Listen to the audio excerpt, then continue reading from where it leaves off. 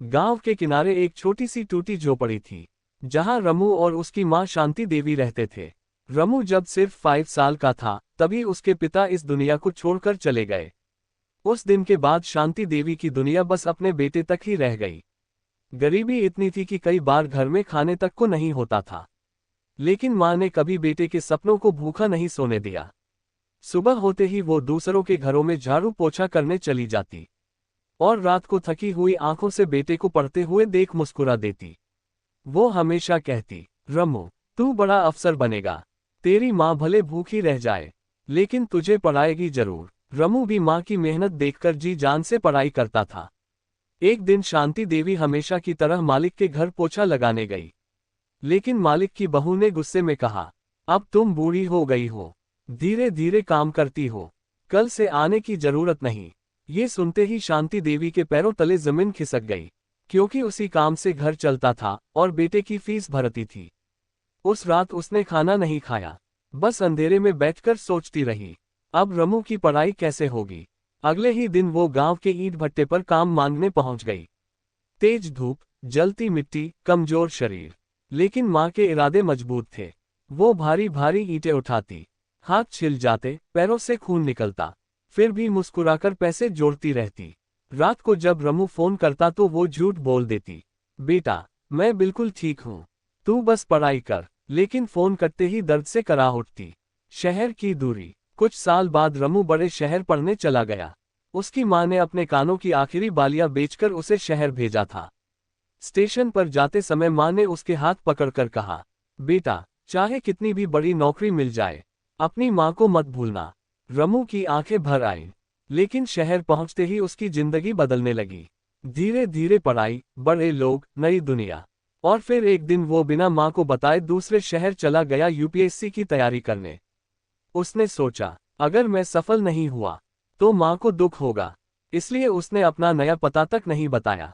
मां का इंतजार। दिन बीतते गए, महीने गुजर गए, फिर पूरे 2 साल हो गए। शांति देवी हर रोज गांव के बस स्टैंड तक जाती।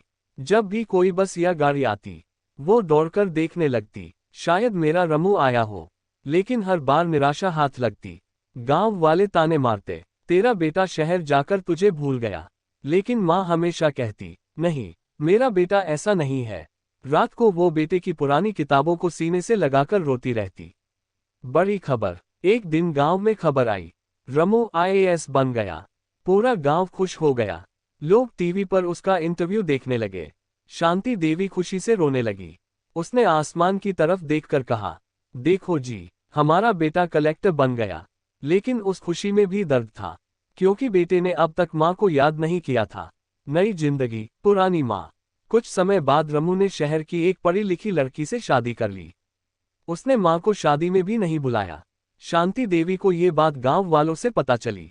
उस रात वो बहुत रोई, लेकिन फिर खुद को समझाया, बस मेरा बेटा खुश रहे। अब उसकी आंखें कमजोर हो चुकी थीं, चलने में भी तकलीफ होती थी, फिर भी रोज दरवाजे की तरफ देखती रहती। मां की आखिरी उम्मीद। एक दिन गांव के एक आदमी ने शहर जाकर रमू का पता ढूंढ निकाला। शांति देवी ने अपने पुराने कपड़े पहने, एक छोटी सी पोटली बांधी और बेटे से मिलने शहर निकल पड़ी। पहली बार वो इतने बड़े शहर आई थी। कई लोगों से पूछते पाछते आखिर कलेक्टर बंगले तक पहुंच गई। बड़ा सा बंगला, सुरक्षा गार्ड, महंगी गाड़ियां। वो कांपती आवाज में बोली, बेटा, मेरा रमू यहीं रहता है क्या? गार्ड ने उसे ऊपर से नीचे तक देखा और डांट कर बोला, चलो चलो यहां से, साहब बहुत बड़े आदमी हैं।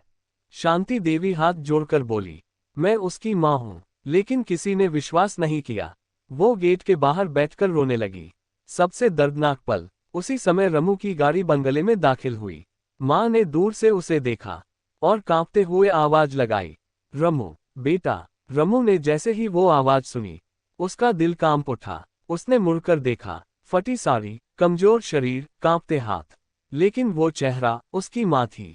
रमू की आंखों से आंसू बहने लगे। वो दौड़कर मां के पैरों में गिर पड़ा।